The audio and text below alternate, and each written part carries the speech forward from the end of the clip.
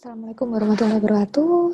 Hari ini kita akan membahas tentang psikoanalisa ya. Jadi minggu kemarin sudah kita pelajari bersama tentang garis besar dari konsep atau kajian pendekatan psikoanalisa. Seperti yang sudah saya sampaikan kemarin bahwa kejadian-kejadian di masa lalu yang dialami oleh individu, baik itu pengalaman dia di masa kecil atau hal-hal apapun di masa lalu, itu sangat berpengaruh terhadap apa yang dia pikirkan, apa yang dia rasakan, atau perilaku dia di masa sekarang. Itu yang pertama. Kemudian yang kedua, kita punya namanya alam ketidaksadaran. Dan seperti yang sudah pernah saya jelaskan bahwa alam ketidaksadaran itu porsinya atau bagiannya sangat besar, jauh lebih besar dari alam sadar dan alam prasadar. Sehingga hal-hal yang ada di alam ketidaksadaran itu, karena dia punya porsi besar nih pada jiwa setiap manusia, dia juga otomatis punya porsi besar juga untuk memberikan dampak atau pengaruh terhadap perilaku, perasaan, juga terhadap apa yang dipikirkan oleh setiap individu. Di alam ketidaksadaran ini dia porsinya banyak sekali ya. Salah satunya itu misalkan tentang peristiwa traumatis. Kemudian yang kedua bisa juga pada kejadian-kejadian atau kekerasan yang bersifat seksual. Atau bisa juga pada hal-hal yang di masa lalu tuh yang memalukan. Dan sebenarnya kita nggak terima tuh dengan kejadian seperti itu, lalu kita repress atau kita tekan di ketidaksadaran kita. Karena luasnya alam ketidaksadaran kita tersebut, jadi yang pertama itu dia pasti berdampak dulu pada perasaan kita. Kenapa? Karena perasaan kita, apa yang kita rasakan, baik itu marah, sedih, senang misalkan, itu sebenarnya sangat dekat dengan alam ketidaksadaran. Emosi kita tuh sebenarnya tetanggaan deketi dengan alam ketidaksadaran. Sehingga ketika ada stimulus tertentu ya, misalkan ketika alam ketidaksadaran kita lagi penuh nih misalkan. Maksudnya apa sih kok alam ketidaksadaran tuh bisa penuh? Maksudnya gini, misalkan ini ya, hari ini sedang stres banget, banyak tugas, banyak masalah gitu. Lalu kita pendem, kita repress tuh perasaan-perasaan stresnya ke alam ketidaksadaran. Atau misalkan kita lagi marah sama orang, tapi kita tahu nih super ego bilang nggak boleh marah sama orang, yang bisa diterima secara sosial itu adalah pribadi yang pemaaf. Walaupun sebenarnya kita belum bisa manage rasa marah kita, itu kita tekan ke alam ketidaksadaran. Atau lagi kita kecewa dengan berbagai kejadian dalam peristiwa atau kehidupan sehari-hari kita, itu juga kita repress ke alam ketidaksadaran. Kita tekan terus tuh kayak gelas, kalau diisi terus, alam ketidaksadaran kita juga bisa penuh.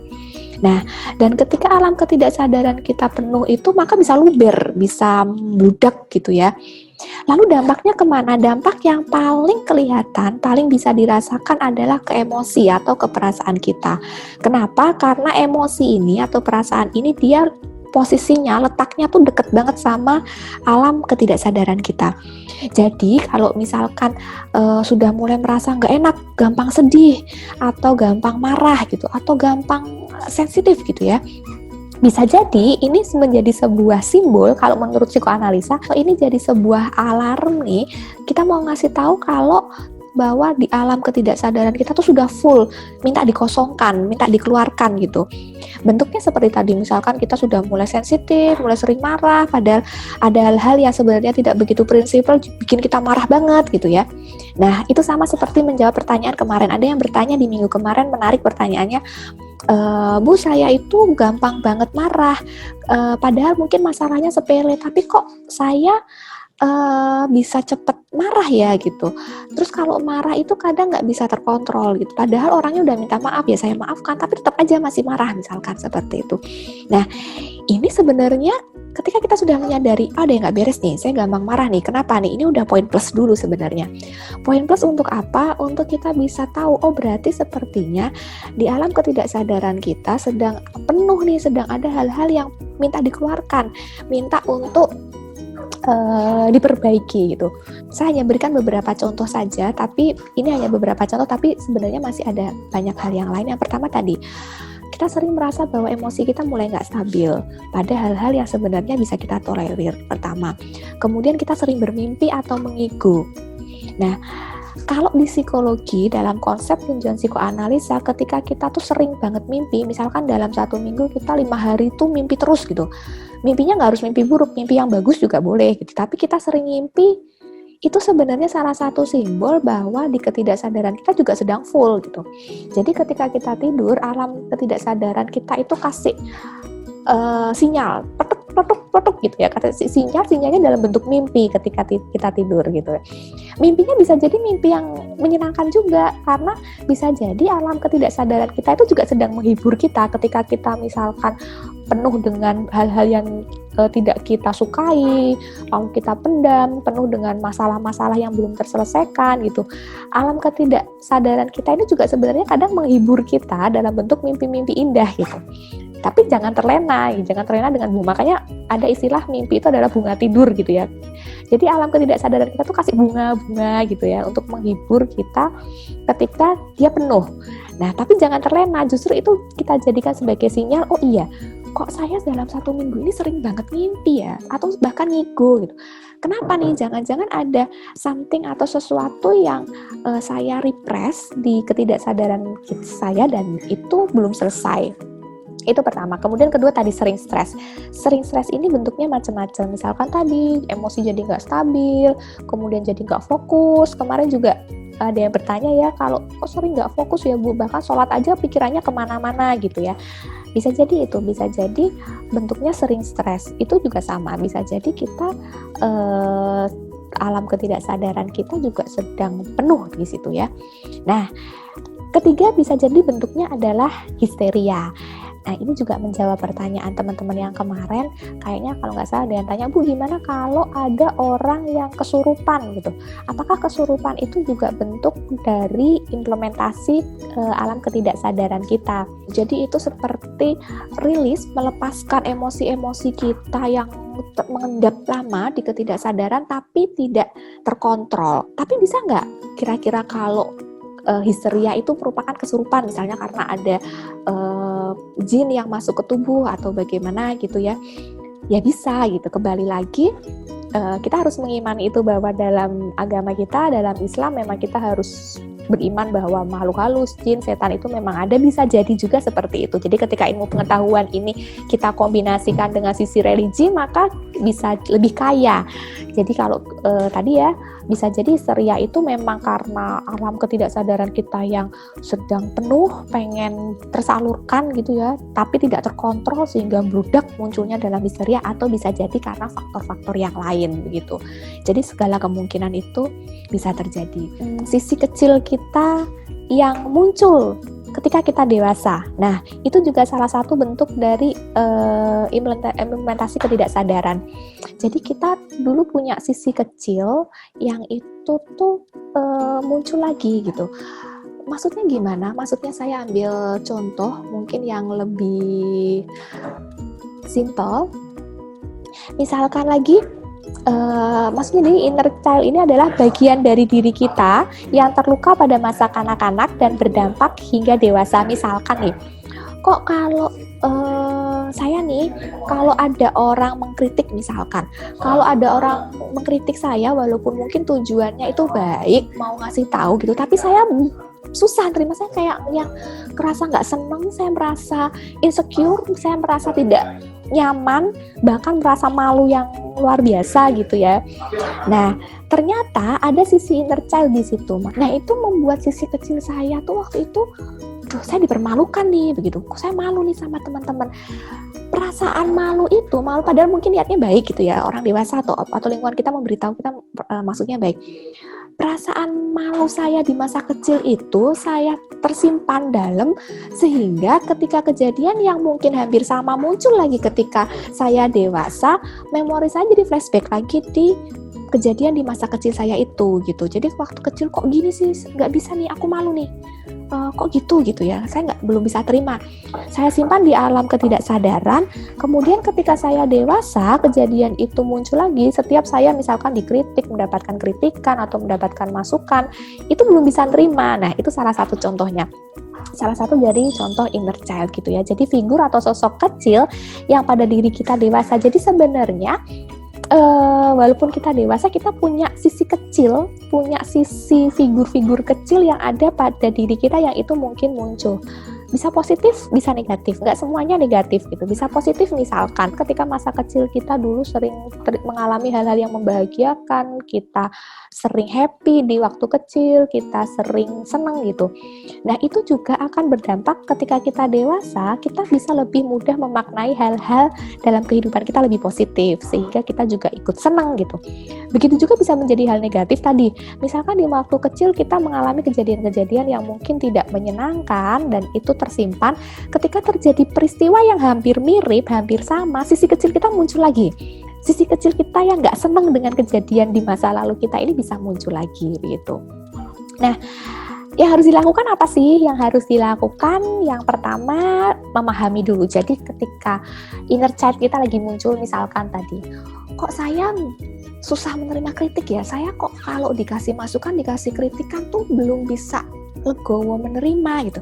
Itu dulu, pahamin dulu, terima dulu, oh iya nih ada yang nggak beres nih, ini kenapa ya? Jadi begitu, seperti pertanyaan salah satu mahasiswa kemarin ketika dia menyadari, Bu saya kok sering marah ya, gampang marah ya, padahal kejadiannya itu mungkin nggak seheboh itu, hanya masalah kecil, tapi kok itu bisa bikin marah. Nah itu sudah sebuah sudah sebuah evaluasi yang bagus, atau kita sebut sebagai self awareness, di mana kita sadar bahwa saat ini nih ada sesuatu yang perlu diperbaiki nih dari saya, adalah bentuk self awareness, dan itu bagus sekali ketika kita sudah punya perasaan seperti itu. Karena kadang seringkali kita punya something yang harus diperbaiki tapi kita nggak sadar dan nggak mau gitu.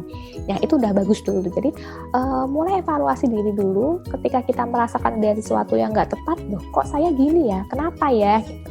Lalu kita flashback pelan-pelan. Dulu pernah nggak ya ada kejadian seperti ini di masa lalu? Ingat-ingat lagi, atau ketika kecil gimana gitu.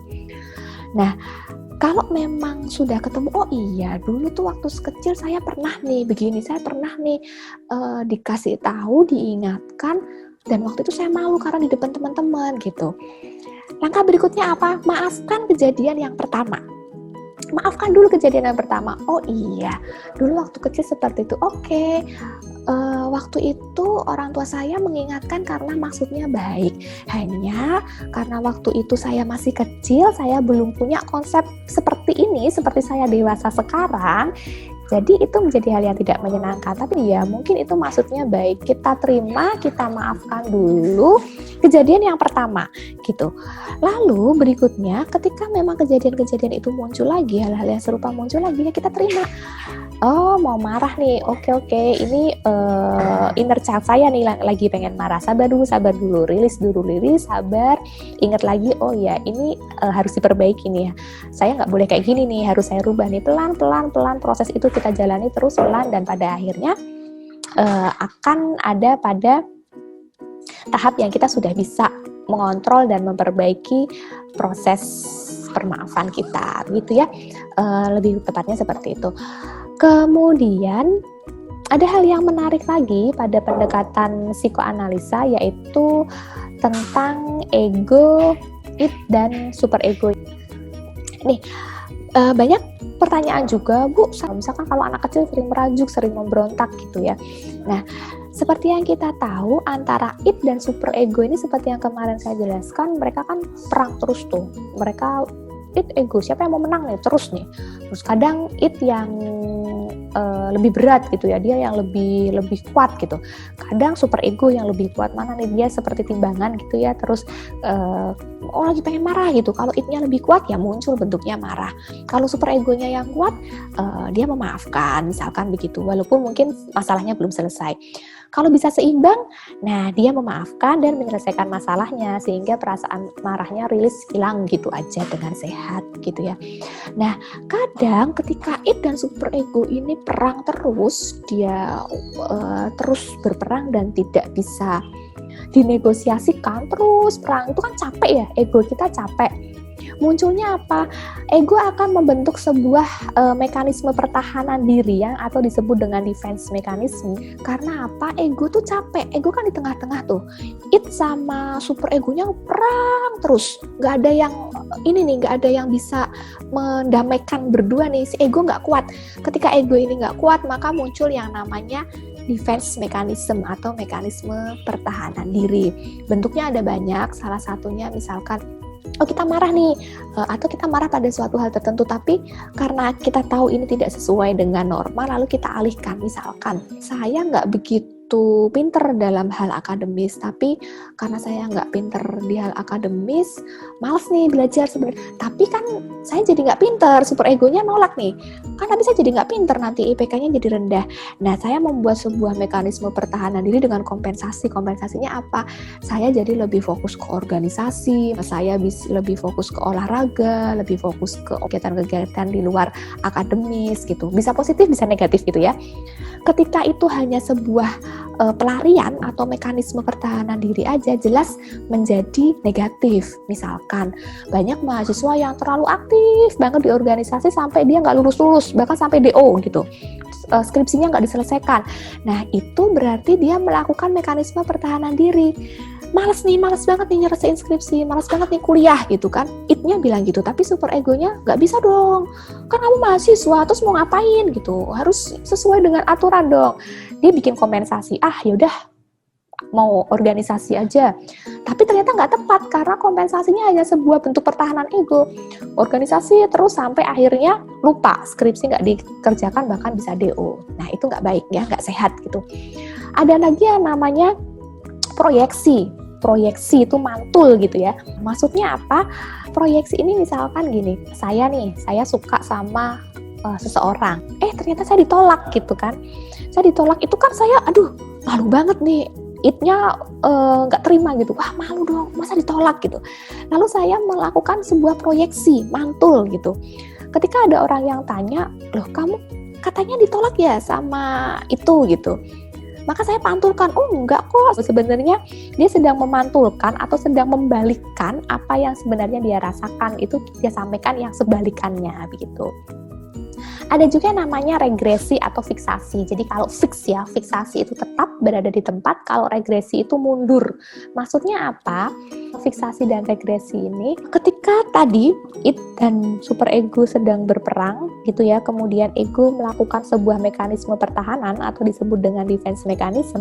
Kan manusia itu, nanti teman-teman akan belajar tentang psikologi perkembangan ya, dan manusia itu kan berkembang, dia ada tahapan-tahapan dalam kehidupan manusia di mana manusia ini berkembang. Nah, fiksasi itu dia tuh hanya berhenti aja di tahap perkembangan ini. Misalkan secara emosi dia udah berhenti aja di tahap perkembangan itu dan dia tidak berkembang lagi. Jadi ada orang dewasa yang secara emosi tidak bisa mengendalikan emosinya, masih sama seperti tahap ketika dia remaja misalkan. Nah, itu namanya fiksasi. Atau regresi itu mundur ke tahap sebelumnya. Misalkan ada orang dewasa tapi kalau marah kayak anak kecil, teriak-teriak gitu ya, nggak bisa kontrol marahnya, itu disebut dengan fiksasi. Atau ada orang dewasa yang ketika ada masalah, dia cari bantuan kemana-mana tuh, ngomporin sana, ngomporin sini gitu ya, cari, kan ada orang yang kayak gitu ya, jadi ketika ada masalah, dia tidak selesaikan masalahnya, tapi cari dukungan sana, cari dukungan sini, minta bantuan sana, minta bantuan sini, kemudian fitnah sana, fitnah sini. Nah, bisa jadi dia regresi. Konsep penyelesaian masalah dia sama kayak konsep penyelesaian dia di waktu kecil, mundur, jadi minta tolong ini gitu kan. Anak kecil kan kalau lagi ada masalah nangis kan, mama, ayah mana, dia nakal gitu kan, ini nakal gitu kan. Nah, kalau ternyata ada orang dewasa seperti itu, bisa jadi dia regresi. Tahap perkembangannya itu mundur ke tahap sebelumnya. Nah, itu beberapa hal terkait dengan pendekatan-pendekatan psikoanalisa yang tentu ketika dikaji lebih dalam itu lebih menarik ya. Silakan teman-teman bisa pelajari lagi tentang pendekatan psikoanalisa ini, bisa dari buku manapun. Itu dulu untuk hari ini. Terima kasih banyak untuk teman-teman yang sudah menonton video ini. Saya minta tolong mengisi sebuah kuesioner yang saya tulis di deskripsi di bawah ini gitu ya. Terima kasih banyak. Kita lanjutkan diskusi di grup. Assalamualaikum warahmatullahi wabarakatuh.